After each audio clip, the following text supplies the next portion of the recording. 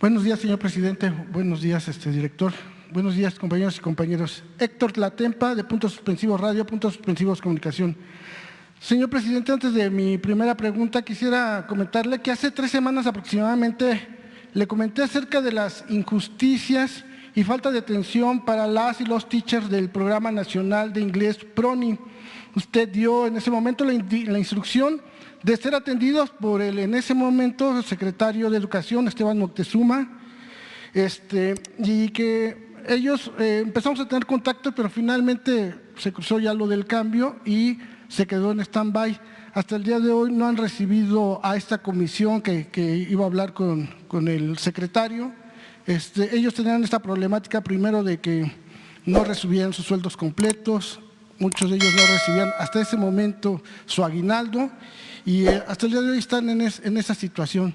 Quisiéramos ver si puede intervenir para que ahora la maestra Delfina Gómez, ahora secretaria de Educación, pudiera recibirlos. Sí. Bueno, gracias. Y con respecto también al tema de educación, que es algo que el medio de Puntos Suspensivos le da mucho seguimiento y nos interesa mucho, es con respecto al tema de educación. El pasado 10 de diciembre se aprobó por unanimidad en el Senado la nueva Ley General de Educación Superior que obliga al Estado mexicano a garantizar el derecho gratuito de todas y todos a la instrucción universitaria, lo que se concretará a partir del 2022.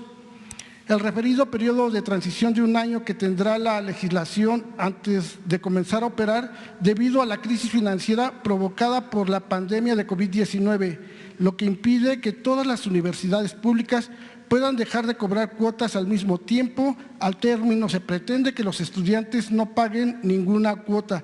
Aparentemente, bueno, pues esta nueva ley pues protege, ¿no?, a todos los estudiantes y que realmente sea gratuito. Sin embargo, presidente, el hecho de que no se prolongara más la discusión, entiendo que ha habido ya casi 9 meses de análisis profundo, de discusión, pero la verdad es que una ley nunca es un producto acabado y más vale hacer un último análisis, rectificar y así de esta manera incorporar los principios fundamentales por los que se impulsó una ley de esta naturaleza. Además, es importante acentuar que existen una serie de inquietudes que les preocupan a organizaciones de estudiantes y académicos. Usted mismo, recuerdo que hace también unas semanas lo comentaba, que que le había llamado la atención la votación en el Senado de 108 a favor, 0 en contra y 0 abstenciones en el Senado. Nosotros nos dedicamos ya a revisar esta nueva ley y pues bueno, por lo menos encontramos 3 artículos que nos ocupan. Nada más vamos a mencionar, o le voy a mencionar más uno para que pues se pudiera revisar y que usted esté enterado. Por ejemplo, algunas de estas inquietudes es que, por ejemplo, en el artículo 4, la obligatoriedad de la educación superior corresponde al Estado, de acuerdo con lo dispuesto en la fracción 10 del artículo 3 de la Constitución Política de los Estados Unidos Mexicanos y al principio constitucional de igualdad y no discriminación. El Estado instrumentará políticas para garantizar el acceso a la educación superior a toda persona que acredite con el certificado de los estudios correspondientes al tipo medio superior y que cumpla con los requisitos que establezcan las instituciones de educación superior para garantizar el acceso y promover la permanencia de toda persona que decida cursar educación superior en los términos establecidos en esta ley. El Estado otorgará apoyos académicos y becas a estudiantes para la continuidad de su trayectoria académica que respondan a sus necesidades bajo criterios de equidad e inclusión. Señor presidente, este artículo impedirá que cualquier individuo ya no pueda ejercer su derecho a la educación debido a que las autoridades de las universidades tendrán, como lo hacen en los hechos, todas las facultades de imponer cualquier requisito de admisión a su conveniencia que funja como un mecanismo para dejar fuera de las instituciones públicas de educación superior a miles de estudiantes por medio de exámenes de admisión o cuotas impagables, por mencionar algunos ejemplos, concibiendo de esta forma a los estudiantes como simples números que representan ganancias para las autoridades corruptas. Y así también observamos el artículo 20 y también el artículo 67, que por respeto pues ya no me extiendo más.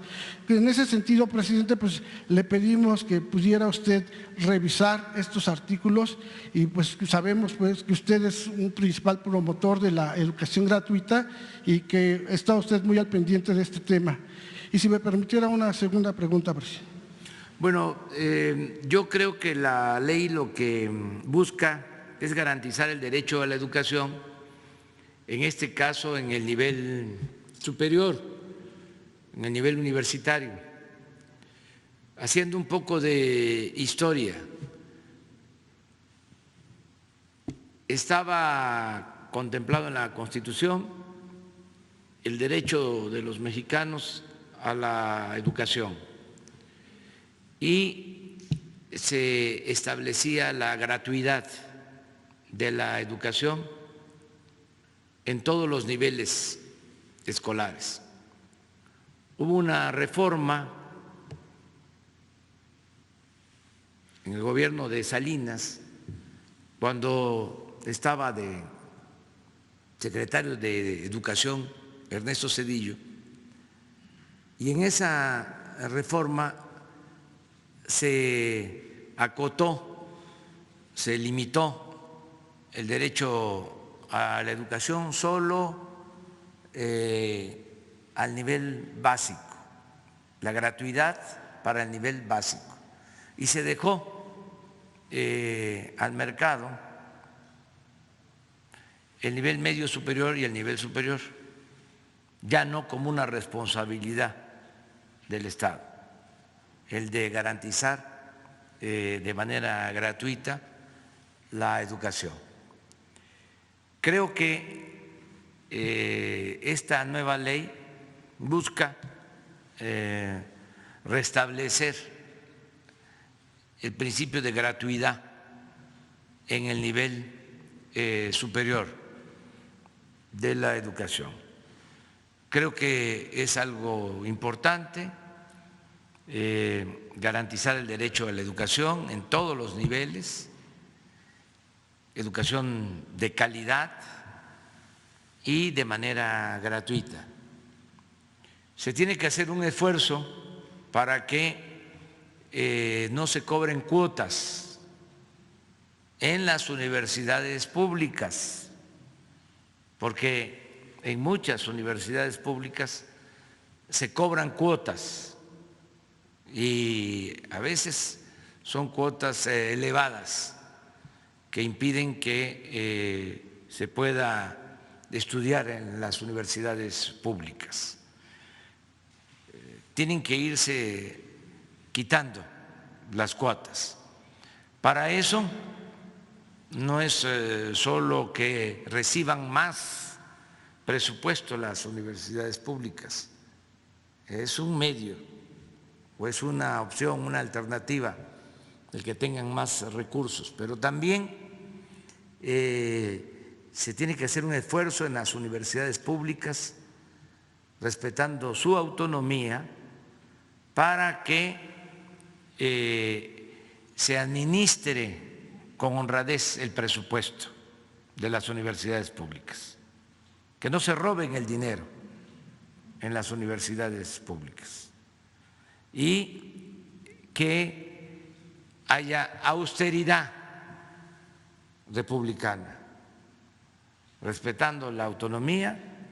Tiene que haber un movimiento al interior de las universidades para que no haya corrupción y para que haya honestidad en el manejo del presupuesto de las universidades. Esto va a permitir garantizar la gratuidad, quitar las cuotas. Yo creo que ese es un esfuerzo que tienen que hacer las universidades. Ya no la estafa maestra, ya no el que haya caciques que manejan las universidades públicas en los estados. Ahí se los dejo de tarea, porque es una vergüenza que universidades grandes de estados importantes estén manejadas por una persona, sean de un solo hombre.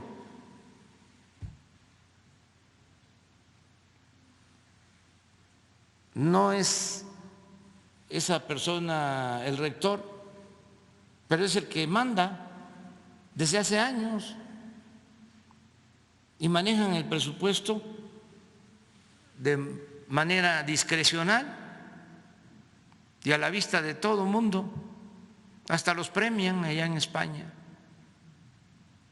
les entregan premios los reyes. Eso se tiene que terminar, tiene que haber transparencia, tiene que haber honestidad en el manejo de las universidades y garantizar el derecho a la educación. Sí se puede con poco presupuesto